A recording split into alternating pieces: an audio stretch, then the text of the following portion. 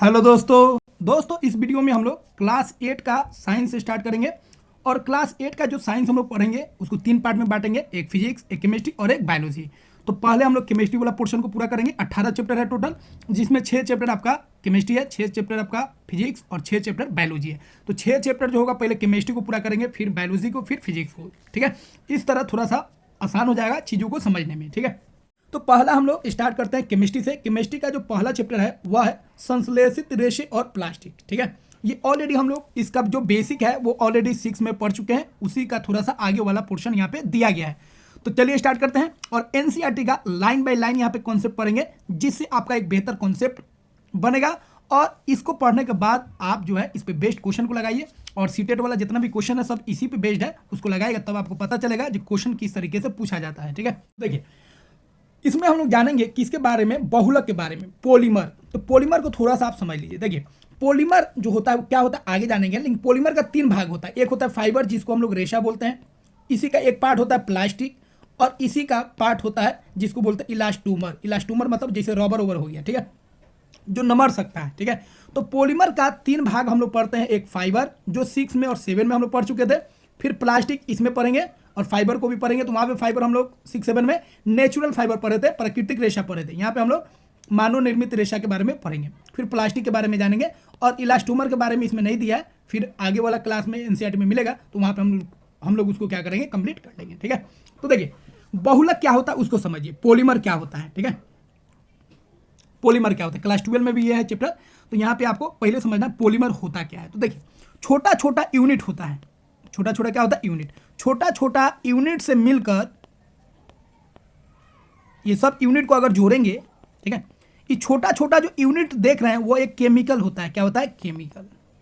और ये छोटा छोटा यूनिट को मिलाएंगे तो इससे जो बड़ा यूनिट बनेगा, इस सब को मिलाने पर जो बड़ा यूनिट बनेगा उसी को हम लोग बोलेंगे, क्या बोलेंगे, पॉलीमर बोलेंगे। क्या बोलेंगे, पॉलीमर, जिसको हिंदी में बोलेंगे बहुलक।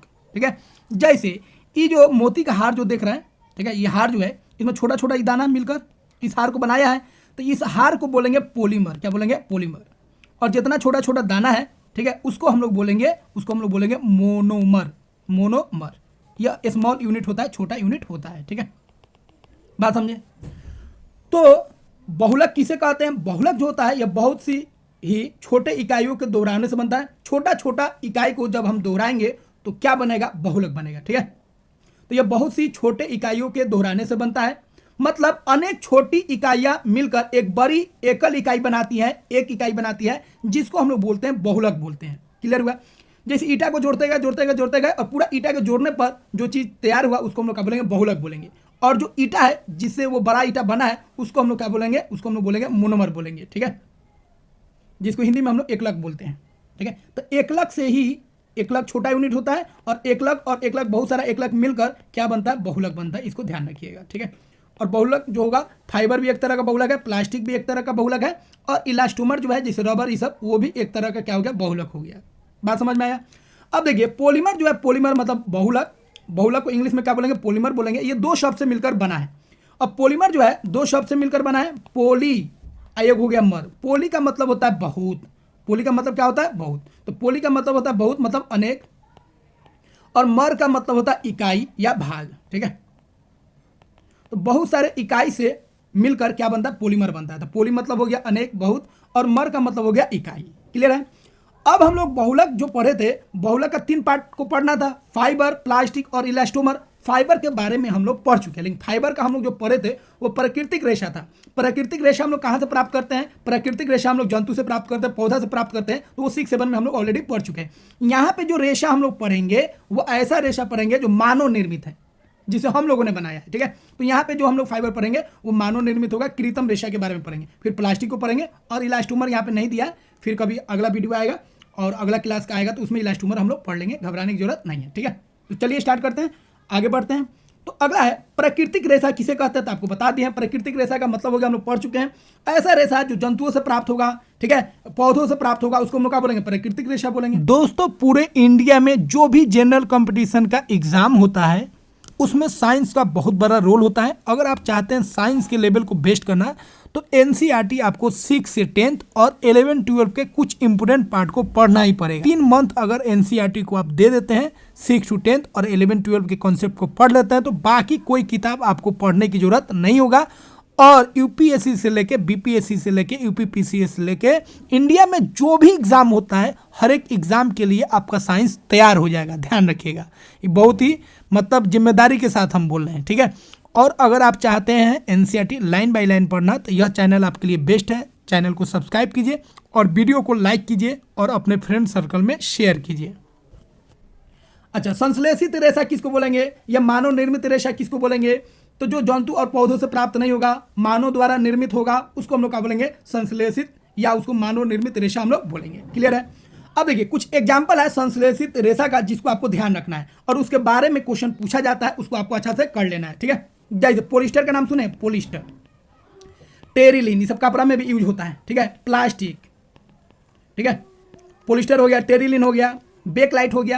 ये घर में आप देखिएगा जितना भी प्लास्टिक वाला मतलब कांच वाला प्लास्टिक वाला जितना भी चीज़ होगा, ठीक है, वो आपका बोर्ड होता, मतलब इलेक्ट्रिसिटी बोर्ड होता, ठीक है, स्विच होता, प्लास्टिक का जो सामान आप यूज करें वो होता, ठीक है। किचन में बहुत सारा चीज़ हम लोग इस्तेमाल करते हैं, कप के फॉर्म में, डिब्बा के फॉर्म में, जितना भी घर में हमारा प्लास्टिक वाला चीज़ रहता है सब के सब आपको ये क्या होगा? पॉलीमर ही होता है। प्लास्टिक हो गया, पॉलीथीन हो गया, ये सब के सब क्या होगा? ये सब आपका पॉलीमर ही होगा, ठीक है, सब पॉलीमर ही होता है। गाड़ी का जो चक्का हो गया, मतलब प्लास्टिक सेंस जहाँ पे आ जाए, रबर सेंस जहाँ पर आ जाए, प्लास्टिक रबर जहाँ पे आ जाए, रेशा वाला चीज़ जहाँ पर आ जाए, उस सब के सब, मोबाइल का जितना ऊपर का पार्ट्स होता है, ठीक है, उस सब के सब क्या हो जाएगा? सब पॉलीमर ही होगा।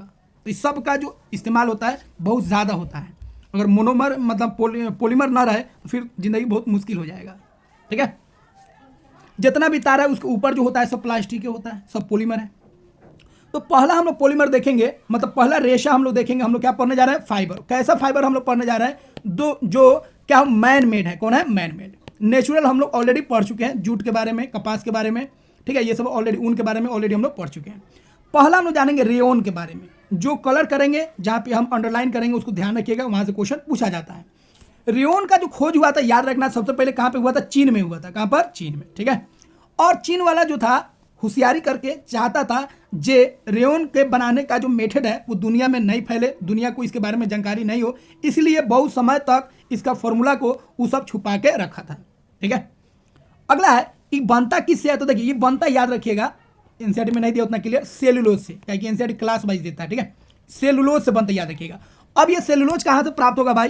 तो बांस हो गया, लकड़ी हो गया, लकड़ी का जो गुद्दा होता है या बांस का जो गुद्दा है उसमें क्या रहता है? सेलुलोज, और वहाँ से रेयोन बनता है। बनाने का तरीका भी होता है, तो यहाँ पे आपको तरीका नहीं दिया तो तरीका आपको नहीं पढ़ना, जब अगला क्लास आएगा उसमें हम लोग सीखेंगे, ठीक है। धीरे धीरे आपको कंप्लीट करना है, जितना एनसीईआरटी में पहले उसको कवर कीजिए, ठीक है।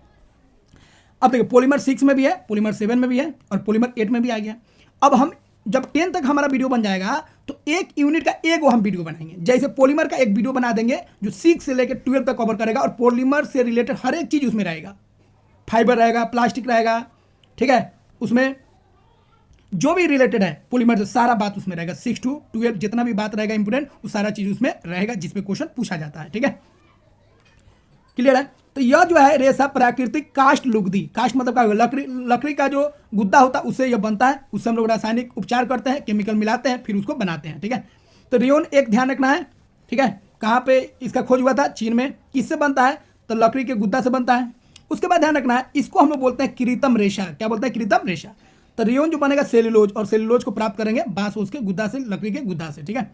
अब ध्यान रखना, रेयोन जो होता है ना, रेयोन यह जो होता है आधा होता है प्राकृतिक और आधा होता है मानव निर्मित, ठीक है। नेचुरल भी है और ये आर्टिफिशियल भी है। तो इसको बोलेंगे हम लोग अर्ध, क्या बोलेंगे? अर्ध कृत्रिम, अर्ध कृत्रिम, ठीक है, रेशा होता है। अर्ध कृत्रिम रेशा इसको कहा जाता है, ध्यान रखिएगा, क्योंकि ये पूर्ण रूप से प्राकृतिक नहीं होता है, अब पूर्ण रूप से ये कृत्रिम भी नहीं होता है, क्योंकि इसको प्राप्त किया गया है, इससे प्रकृति से प्राप्त किया गया है और इसको मानव भी बनाया है, तो इसमें मानव का भी रोल हो गया और प्रकृति का भी रोल हो गया, इसीलिए इसको बोलेंगे अर्ध कृत्रिम रेशा। क्योंकि इस रेशा को प्राप्त करने के लिए हम लोग किसका इस्तेमाल किए हैं? सेलुलोज का इस्तेमाल किए हैं। और सेलुलोज कहाँ से प्राप्त होगा? वो प्राप्त होगा आपका प्राकृतिक चीज़ों से, जैसे लकड़ी से प्राप्त होगा, बांस से प्राप्त होगा, ठीक है।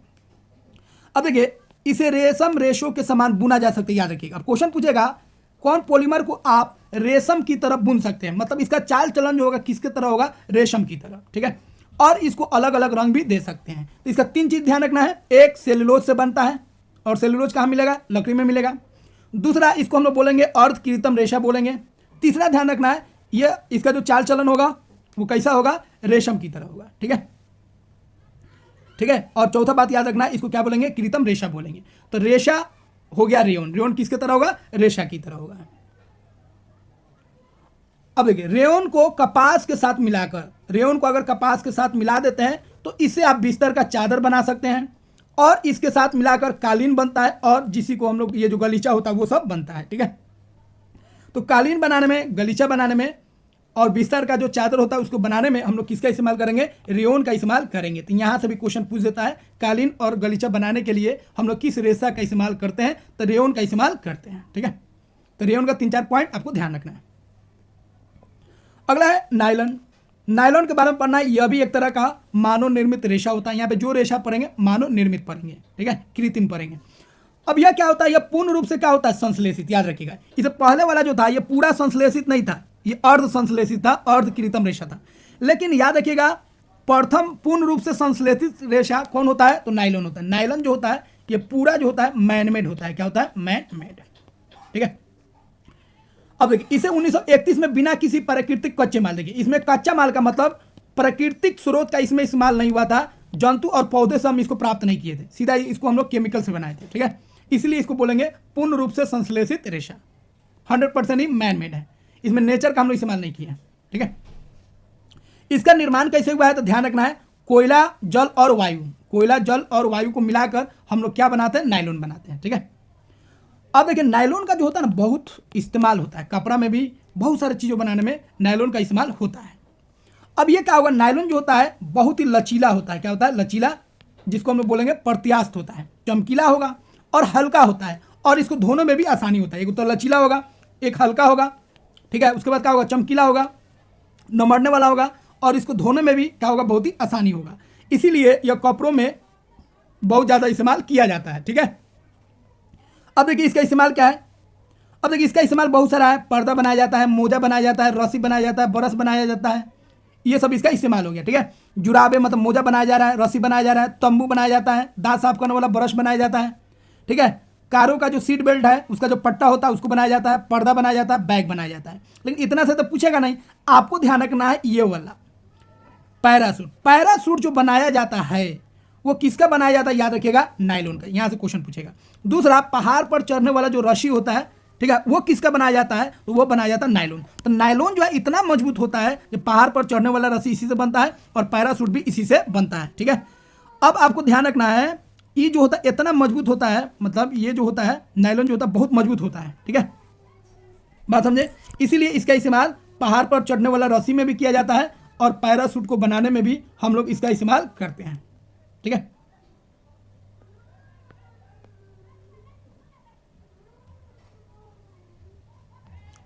उसके बाद एक चीज ध्यान रखिएगा, ये जो नायलॉन है ये इतना मजबूत होता है कि ये स्टील से भी अधिक मजबूत होता है, स्टील से भी, ये एनसीईआरटी की बात है, ठीक है, स्टील से भी अधिक यह मजबूत होता है, ध्यान रखिएगा, ठीक है।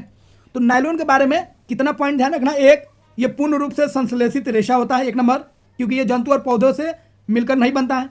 दूसरा, इसको बनाने में कोयला, जल और वायु का इस्तेमाल होता है। तीसरा ध्यान रखना है, कपड़ा बनाने में बहुत ही प्रचलित है, क्योंकि यह क्या होता है, नमड़ने वाला होता है, चमकीला होता है, हल्का होता है, और धोने में भी आसानी होता है, ठीक है। मोजा बनाने में, रस्सी बनाने में, ब्रश बनाने में, सीट बेल्ट का पट्टी बनाने में, पर्दा बनाने में इसका इस्तेमाल होता है। और मेन जो इसका इस्तेमाल है, जिस पे क्वेश्चन पूछता है, ध्यान रखिएगा, वो पैरासूट बनाने में और पहाड़ पर जो रस्सी चढ़ने वाला होता है उसको बनाने में इस्तेमाल होता है, ठीक है। अब हम लोग जानेंगे पॉलिस्टर के बारे में। तो पॉलिस्टर जो है यह भी एक रेशा होता है मानव निर्मित, इसका भी इस्तेमाल बहुत अधिक हम लोग करते हैं कपड़ा के रूप में भी, ठीक है। तो देखिए पॉलिस्टर जो बनता है, पॉलिस्टर में एस्टर छुपा हुआ है, यह बनता है ईस्टर से, किससे, ईस्टर से, ठीक है। ईस्टर एक केमिकल है, अभी आपको नहीं पढ़ना है, 10 में इसको हम बताएंगे। तो पॉलिस्टर जो है ईस्टर से बनता है, ईस्टर बार बार रिपीट करेगा तो क्या बनेगा, पॉलिस्टर, पोली का मतलब होगा बहुत सारा ईस्टर मिलकर क्या बनाएगा, पॉलिस्टर बनाएगा, ठीक है। और ईस्टर का एक और काम है, ईस्टर वह रसायन होता है जो फलों को उनके गंध प्रदान करता है। फल में जो गंध आता है, जो महक आता है, वो किसके कारण आता है, ईस्टर के कारण आता है, ठीक है। अगला है, पॉलिस्टर के निर्मित कपड़े 2 प्रकार के, ठीक है, रेशों से मिलकर बनते हैं। जैसे एक पॉलीकॉट होता है, पॉलीकॉट का मतलब हो गया पॉलिस्टर और कपास, पॉलिस्टर और कपास मिलकर जो कपड़ा बनाएगा उसको पॉलीकॉट बोलेंगे। पॉलीवूल, पॉलिस्टर और ऊन मिलकर जो कपड़ा बनाएगा उसको पॉलीवूल बोलेंगे, ठीक है। टेरिकॉट, टेरिलिन, ये भी एक तरह का कपड़ा में यूज होता है, और कॉटन, टेरिलिन और कॉटन मिलकर जो बनाएगा उसको बोलेंगे टेरिकॉट बोलेंगे, ठीक है। तो बहुत सारा कपड़ा में हम लोग क्या करते हैं, दो फाइबर को मिलाकर, दो रेशा को मिलाकर एक नया रेशा तैयार करते हैं और उसका इस्तेमाल हम लोग कपड़ा बनाने में या बहुत सारे चीज़ों को बनाने में करते हैं, ठीक है। तो पॉलिस्टर में याद रखना ये ईस्टर से बनता है, और ईस्टर जो होता है फलों को गंध देने में, ठीक है, काम करता है उसका, ठीक है। तीसरा ध्यान रखना है, पॉलिस्टर जो होता है, पॉलिस्टर से जो कपड़ा बनता है बहुत तरह का होता है, पॉलीकॉट होता है, पॉलीवूल भी होता है, टेरिकॉट भी होता है, ठीक है। अगला है, इस रेशा से बने जो कपड़े होते हैं उसमें आसानी से सिलवटें नहीं पड़ते हैं। तो आप बोलेगा कौन ऐसा रेशा होता है जिसमें सिलवट नहीं पड़ता, तो कौन होगा, पॉलिस्टर। पॉलिस्टर में देखिएगा, पॉलिस्टर में आयरन करने का जरूरत नहीं पड़ता है, ठीक है। कि मैडम को देखिए, ये जो कपड़ा पहनी है देख रहे हैं, बहुत चमक होता है, इसमें बहुत ज़्यादा चमक होता है, लाइटिंग करेगा, और इसमें कहीं पे भी आपको आयरन करने की जरूरत नहीं पड़ेगा। लेकिन हाँ, इसको जब भी पहनेगा इस तरह का कपड़ा, अगर पॉलिस्टर का कपड़ा होगा तो शीतलहरी जब आएगा तब पहनिएगा, ठीक है। क्या कि इसमें तो मतलब बहुत स्वेट होगा, सूती कपड़ा तो है नहीं, मैं समझ रहा, तो इसे हवा पास होगा नहीं, तो बहुत गर्मी करता है, तो गर्मी में हम लोग इससे थोड़ा बचते हैं। लेकिन फैशन का ज़माना है और लड़की सब मानेगी नहीं, ठीक है। तो पॉलिस्टर का इस्तेमाल गर्मी में भी बहुत सारे लोग कर लेते हैं शौक से, ठीक है। हम लोग तो कॉटन के भरोसे रहते हैं, गर्मी जैसे आया कॉटन कपड़ा ही इस्तेमाल करते हैं। लेकिन कुछ बहादुर लोग हैं जो पॉलिस्टर के कपड़ा भी गर्मी में इस्तेमाल कर लेते हैं, खासतौर पर लड़की सब, क्या बहादुरी में वो सब कैसे पीछे रहेगी। तो देख रहे कितना चमक है, चेहरा का चमक नहीं, ये वाला कपड़ा का चमक कितना है। तो जो भी पॉलिस्टर का कपड़ा लीजिएगा उसमें बहुत शाइनिंग होगा, बहुत चमक होगा, आयरन करने की जरूरत ही नहीं पड़ेगी, एक बार साफ कर लीजिए और झाड़ दीजिए, हो गया, ठीक है। और आयरन करने के लिए भी इसका अलग टेम्परेचर रहना चाहिए, नहीं तो फिर पूरा ही जल जाएगा, थोड़ा सा प्लास्टिक वाला सेंस आ जाता है, ठीक है। इसमें कोई सिलवट नहीं पड़ेगा, रिंकल, सिलवट मतलब क्या होता है, रिंकल, झूरी इसमें नहीं पड़ेगा, ठीक है।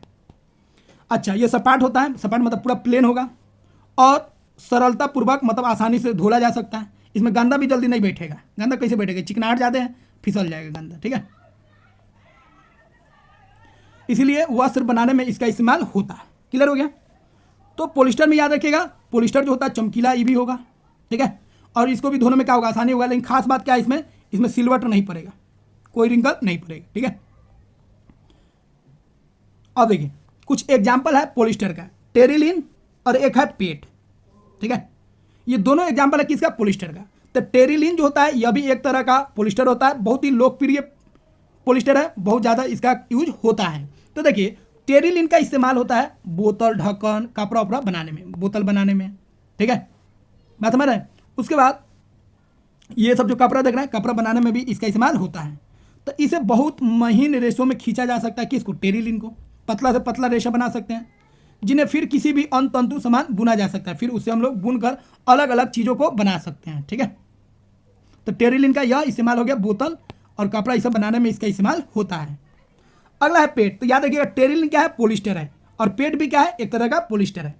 पेट जो होता है यह भी एक तरह का पॉलिस्टर होता है। तो ये पेट जो है स्टोमेक वाला पेट नहीं होता है, इसका फुल फॉर्म आपको ध्यान रखना पड़ेगा, ठीक है। ऐसे एनसीईआरटी में नहीं दिया लेकिन बता देते हैं, पॉलीइथाइलिन, पॉलीइथाइलिन ट्रेप्थेलेट, ट्रेप्थेलेट, ठीक है, PET, पॉलीइथाइलिन ट्रेप्थेलेट। तो इथाइलिन ट्रेप्थेलेट का यह जो होता है पॉलीमर होता है, तो इसको शॉर्ट में पेट ही लिखते हैं, तो पेट ही आपको दिया रहेगा, ठीक है। तो यह क्या होता है, एक बहुत ही सुपर परिचित प्रकार का पॉलिस्टर है, ये भी बहुत ही फेमस पॉलिस्टर होता है।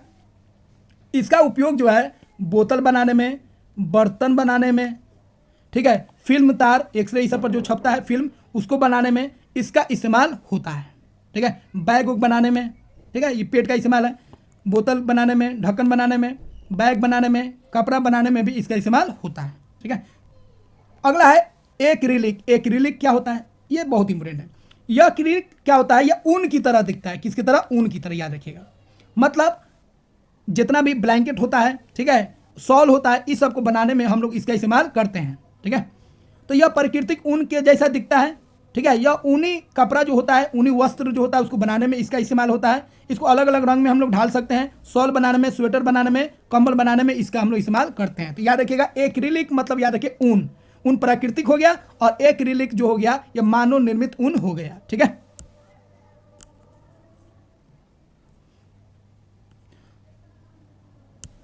अगला पॉइंट आपको ध्यान रखना है, हमें प्रयोगशाला अथवा रसोई घर में कार्य करते समय संश्लेषित वस्त्र नहीं पहनना चाहिए। तो देखिए, अगर आप किचन में काम कर रहे हैं या आग के नज़दीक है, आग ताप रहे हैं, ठीक है, या बहुत हाई टेम्परेचर है, वहाँ पे आपको जो मैन मेड जो कपड़ा है उसको नहीं पहनना चाहिए। आपको हमेशा कॉटन कपड़ा पहनना चाहिए। क्यों? क्योंकि अगर किचन में काम कर रहे हैं और कपड़ा उपड़ा में आग अगर लग जाता है, तो अगर वो कॉटन का कपड़ा नहीं होगा, वो पॉलिस्टर होगा, नायलॉन का होगा, तो क्या होगा, ब्रक जाता है। क्या होता है? ब्रक जाता है, और ब्रकने से पिघल जाता है, और पिघलने से ब्रकने से क्या होगा, वो आपकी स्किन में चिपक जाएगा, और जैसे ही उसको खींचेगा तो स्किन भी निकल जाएगा। बात समझे?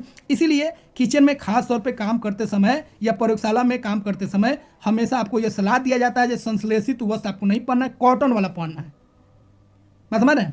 तो यहाँ पे उसका रीजन लिखे हैं, क्योंकि संश्लेषित रेशा जो होता है गर्म होने पर पिघल जाता है, और यदि वस्तु में आग लग जाती है तो यह बहुत ही आपदाजनक हो जाएगा, गड़बड़ वाला बात हो जाएगा, और कपड़ा पिघल जाता है और पहनने वाले व्यक्ति के शरीर में क्या होगा, चिपक जाएगा। इसलिए हमें प्रयोगशाला अथवा रसोई घर में कार्य करते समय इनका उपयोग नहीं करना चाहिए। जैसे इन मैडम को देखिए, कॉटन कपड़ा पहनी है, तो कॉटन कपड़ा आपको पहनना है, पॉलिस्टर का, नायलॉन का, टेरिलिन, ये सब आपको किचन में नहीं पहनना है, नहीं तो दिक्कत हो जाएगा। ठीक है, अगला पॉइंट है पेट्रो रसायन किसे कहते हैं।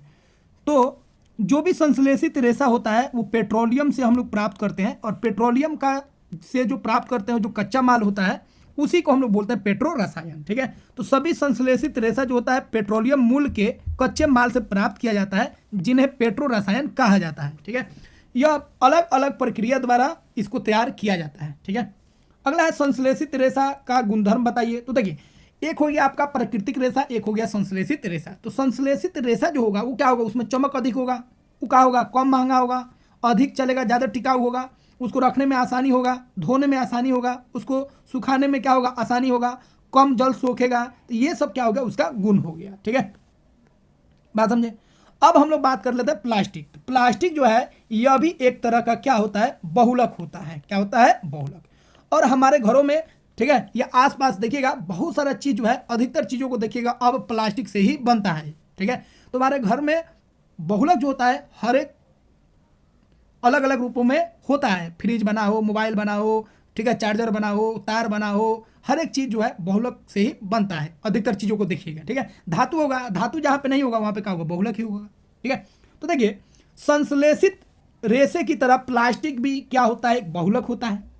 रेशा भी एक बहुलक है, और प्लास्टिक भी क्या है, एक तरह का बहुलक होता है। ये भी छोटा छोटा यूनिट से मिलकर बनता है। पॉलीथीन भी क्या है, एक तरह का बहुलक हो गया, जो प्लास्टिक का ही रूप होता है। इनमें इकाइयों की व्यवस्था दो प्रकार की होती है।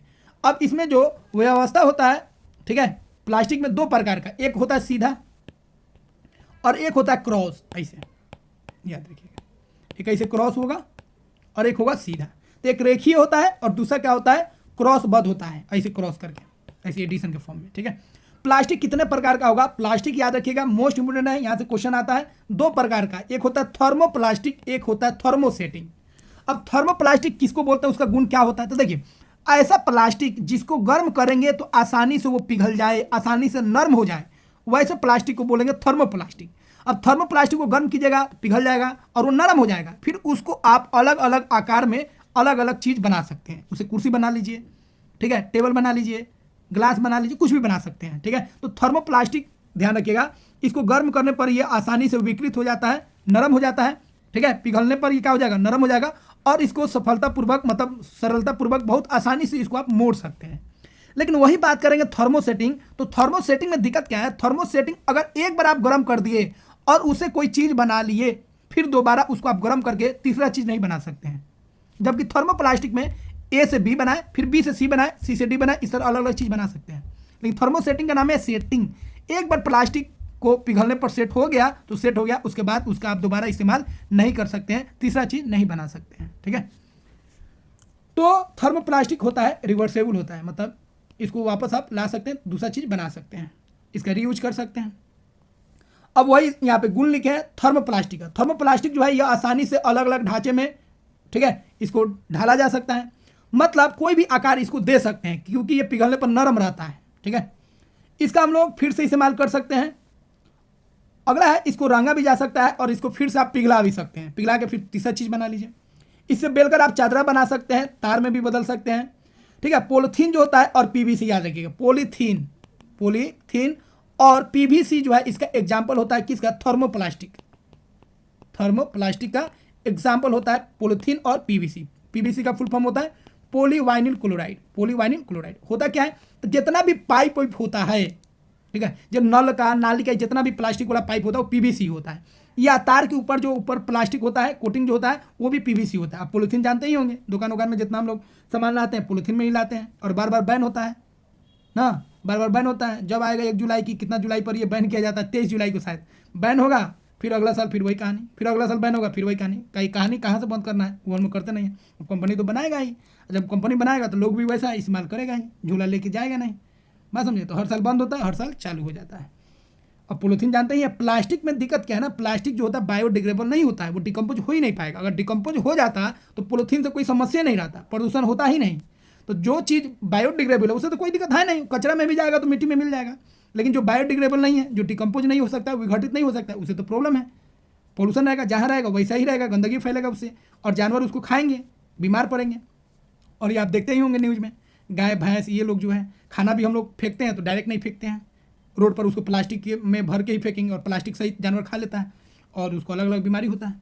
ठीक है, तो देखिए इनका उपयोग हम लोग कहाँ करते हैं, तो खिलौना बनाने में बहुत सारा इस्तेमाल है, कंघी बनाने में, विभिन्न प्रकार के बर्तन को बनाने में भी हम लोग इसका इस्तेमाल करते हैं। ठीक है, अगला है थर्मोसेटिंग। देखिए थर्मोसेटिंग नाम में है, एक बार सेट कर गया फिर इसका हम लोग दूसरा इस्तेमाल नहीं कर सकते हैं, रीयूज नहीं कर सकते हैं, रिसाइकल नहीं कर सकते हैं। ऐसे प्लास्टिक जिन्हें एक बार सांचे में अगर ढाल दिया जाए तो उन्हें उष्मा देकर हम लोग फिर दोबारा उसको नरम नहीं कर सकते हैं। ठीक है, ठीक है, उसे हम लोग क्या बोलेंगे, थर्मोसेटिंग प्लास्टिक। थर्मोसेटिंग प्लास्टिक का उदाहरण आपको याद रखना, बेकलाइट और मेलामाइन। बेकलाइट और मेलामाइन, अब देखिए बेकलाइट और मेलामाइन किसका उदाहरण है, थर्मोसेटिंग का। तो थर्मोसेटिंग प्लास्टिक का 2 एग्जांपल हो गया, बेकलाइट और मेलामाइन। बेकलाइट क्या होता है, तो जितना भी स्विच उच बनता है सब किससे बनता है, बेकलाइट से बनता है। बेकलाइट याद रखिएगा बहुत इंपॉर्टेंट है, उष्मा और विद्युत का क्या होता है, कुचालक होता है। उष्मा भी पास नहीं करेगा और विद्युत भी पास नहीं करेगा, इसीलिए इसका इस्तेमाल होता है, ठीक है, स्विच बनाने में। दूसरा, बर्तन का जितना भी हत्था होता है, हैंडल जो होता है उसका, ठीक है, उसको बनाने में हम लोग इसका इस्तेमाल करते हैं। अगला है मेलामाइन। मेलामाइन क्या होता है, ध्यान रखिएगा, मोस्ट इंपोर्टेंट, यह जो होता है आग का प्रतिरोधक होता है। आग का असर मेलामाइन पे नहीं पड़ता, इसीलिए जो आग बुझाने वाले लोग होते हैं उनके कपड़ा के ऊपर एक कोटिंग होता है किसका, मेलामाइन का, ताकि ये आग बुझाने जब जाए तो मेलामाइन का कोटिंग रहेगा तो इनके शरीर पर कोई असर नहीं पड़ेगा। तो ये एक स्पेशल कपड़ा होता है जिसके ऊपर एक कोटिंग होता है, लेप होता है किसका, मेलामाइन का। ठीक है, मेलामाइन का और भी उपयोग है, इससे बहुत सारा, ठीक है, जो किचन में जो बर्तन होता है प्लास्टिक ये सब का, उसको भी बनाने में इसका इस्तेमाल किया जाता है। टाइल्स बनाने में भी इसका इस्तेमाल होता है, और कपड़ा बनाने में भी मेलामाइन का इस्तेमाल होता है। ठीक है, तो यह जो होता है समझ गए, उष्मा का, आग का क्या होगा, प्रतिरोधक होगा। ठीक है, और प्लास्टिक अपेक्षा उष्मा को सहने का अधिक क्षमता होता है, अधिक से अधिक ये हीट को सह सकता है। और फर्श की टाइल, रसोई का बर्तन और कपड़ा बनाने में इसका उपयोग किया जाता है।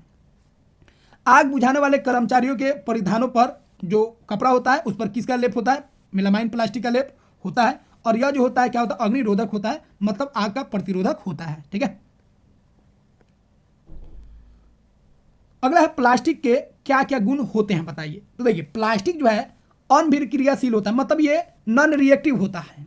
क्या होता है, नॉन रिएक्टिव, अक्रियाशील होता है, किसी से रिएक्शन नहीं करेगा, मतलब जल या वायु के साथ इसका कोई अभिक्रिया नहीं होता है। और अभिक्रिया नहीं होता इसीलिए इसमें क्रोजन भी नहीं होगा, जिसमें आयरन में जंग लग जाता है उस तरह इसमें संचरण नहीं होगा, इसमें कोई जंग नहीं लगेगा। प्लास्टिक बहुत हल्का होता है, मजबूत होता है। ठीक है, और इसको अलग अलग आकार में इसको आप बदल सकते हैं। उसके बाद यह उष्मा और विद्युत का क्या होता है, कुचालक होता है, ना उष्मा पास होगा और ना इससे विद्युत पास होगा। इसलिए बिजली का जो तार होता है उसके प्लास्टिक को जो उसका ढक के रखता है उसको बनाने में हम लोग इसका इस्तेमाल करते हैं, सिरिंज बनाने में, ग्लव्स बनाने में। ठीक है, ऑपरेशन में जो धागा से हम लोग सीते हैं, ठीक है, उस धागा को बनाने में भी हम लोग प्लास्टिक का इस्तेमाल करते हैं, और बहुत सारा यूज होता है। उसके बाद प्लास्टिक का उपयोग दवा का जो गोली होता है, ठीक है, ऊपर का जो लेयर होता है उसको बनाने में इस्तेमाल करते हैं। दवा का जो पैकेट होता है उसको बनाने में इस्तेमाल करते हैं। ठीक है, घाव को सीने वाला जो धागा होता है बताई दी, उसका इस्तेमाल होता है, उसका भी निर्माण इसी से बनता है। और डॉक्टरी से रिलेटेड, ठीक है, बहुत सारा यंत्र में हम लोग प्लास्टिक का इस्तेमाल करते हैं।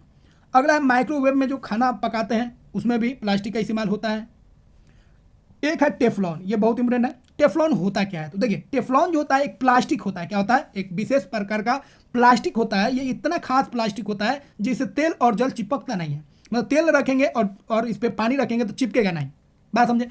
मतलब इसका इस्तेमाल जो होता है, आप देखे होंगे घर में जो अब नया ट्रेंड चल गया है, नॉन स्टिक बर्तन। स्टिक मतलब चिपकना, ऐसा बर्तन जिसमें तेल और नहीं चिपकेगा। खाना जो भी बनेगा तेल से ना बनेगा और पानी से बनेगा, तो इसमें ना तेल चिपकेगा और ना इसमें क्या चिपकेगा, पानी चिपकेगा। इसीलिए इसका इस्तेमाल देखिएगा डे बाई डे क्या हो रहा है, बढ़ रहा है। तो जो भी नॉन स्टिक बर्तन होता है उसमें किसका कोटिंग होता है? ये जो लेयर ऊपर काला वाला देख रहे हैं ना, ये टेफ्लॉन ही है। क्या है? टेफ्लॉन। अब आप समझिएगा जी, बहुत फायदा है लेकिन उससे ज़्यादा नुकसान भी है। इसके ऊपर क्या आ गया? प्लास्टिक आ गया। अब खाना बनाने में तो बहुत आसानी है, धोने में भी बहुत आसानी है, तो औरतों का काम तो आसान हो गया। लेकिन हेल्थ के अनुसार देखिएगा तो ये ठीक नहीं है। क्यों? क्योंकि इसका लेयर जो है वो गर्म होगा और उसका कुछ कण जो है किस में जाएगा? खाना में जाएगा। और धीरे धीरे 6 महीना 8 महीना में ये लेयर देखिएगा खिया जाएगा, खत्म हो जाएगा। मतलब वो लेयर आपके खाना में चला गया और यह प्लास्टिक और खाने के साथ आपके बॉडी में चल गया। अब प्लास्टिक बॉडी के अंदर जाएगा तो निश्चित है वो आपको हानि पहुंचाएगा। इसीलिए अब इसके जगह पर कुछ और चीज़ आ रहा है जिसका इस्तेमाल होता है, जैसे स्टेनलेस स्टील आता है, कास्ट आयरन आता है, उसका भी इस्तेमाल हम लोग करते हैं। ठीक है, तो टेफ्लॉन के नाम पर ध्यान रखिएगा, इसका हानि भी होता है। ठीक है, खाली फैशन और ट्रेंड को देख के आगे नहीं बढ़ना है, उसका फायदा और नुकसान को भी समझ लेना है। अगला है जैव निम्नकरणीय पदार्थ क्या होते हैं। देखिए अब पदार्थ दो तरह के होते हैं, एक जो डिकम्पोज हो जाए, विघटित हो जाए, और एक ऐसा होता है जो विघटित नहीं होता है। तो जो पदार्थ डिकम्पोज हो जाए, टूट जाए, सड़ गल जाए, उसको हम लोग बोलेंगे जैव निम्नकरणीय पदार्थ। और जो सड़ता गलता नहीं है, अपघटित नहीं होता है, उसको हम लोग बोलेंगे जैव अनिम्नकरणीय पदार्थ। समझ में आया? प्लास्टिक में क्या दिक्कत है आपको अभी बता चुके हैं। प्लास्टिक जो होता है वह डिकम्पोज नहीं होता, वो अपघटित नहीं होता है। मतलब वो क्या होता है? वह होता है अनिम्नकरणीय। जैव अनिम्नकरणीय होता है कौन? प्लास्टिक। प्लास्टिक हो गया, और प्लास्टिक में कौन आ जाएगा? पॉलीथीन। ठीक है, ये सब जल्दी विघटित नहीं होता है। बात समझे? उसके बाद प्लास्टिक जो होता है प्रदूषण का कारण बनता है। ठीक है, क्योंकि प्लास्टिक जो होता है अपघटित नहीं होता है, यह पर्यावरण को क्या करता है? प्रदूषित करता है। यह जब जलेगा बहुत समय लेता है। ठीक है, और इसको जलाने पर बहुत सारा क्या निकलेगा? धूम निकलेगा, स्मोक निकलेगा, जो पर्यावरण को क्या करेगा? प्रदूषित करेगा। ठीक है, इसीलिए हम लोग इसका क्या करते हैं? रिसाइकल कर देते हैं, फिर से हम लोग इसका इस्तेमाल कर लेते हैं। ठीक है, प्लास्टिक अपशिष्ट को पुनः चक्रित करना बेहतर होता है। अधिकांश थर्मोप्लास्टिक जो होता है, थर्मोप्लास्टिक आपको पता है, उसका हम लोग फिर से इस्तेमाल कर लेते हैं रिसाइकल करके। ठीक है, अब देखिए पर्यावरण को स्वच्छ रखने के लिए 4R नियम होता है। ये चारों नियम R से स्टार्ट होता है, इसीलिए इसको बोलते हैं 4R। क्या बोलते हैं? 4R। जैसे रिड्यूस, उपयोग कम करिए। ठीक है, प्लास्टिक का उपयोग क्या करना है? कम करना है।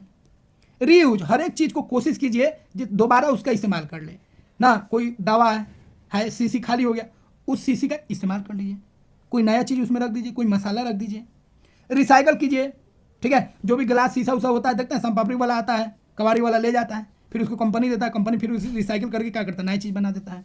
तो रिसाइकल कीजिए और फिर रिकवर कीजिए, मतलब फिर उसको क्या कीजिए? प्राप्त कीजिए। तो रिड्यूस, रीयूज, रिसाइकिल और रिकवर के माध्यम से हम पर्यावरण को क्या कर सकते हैं? सुरक्षित रख सकते हैं। अब इस ऑर्डर पे क्वेश्चन आता है, याद रखिएगा। रिड्यूस, रीयूज, रिसाइकिल और रिकवर, इसको ध्यान रखिएगा। ठीक है, अब एक डेटा बताते हैं जिसमें आपको समझ में आएगा जे किसी पदार्थ को विघटित होने में कितना समय लगता है। ठीक है, देखिए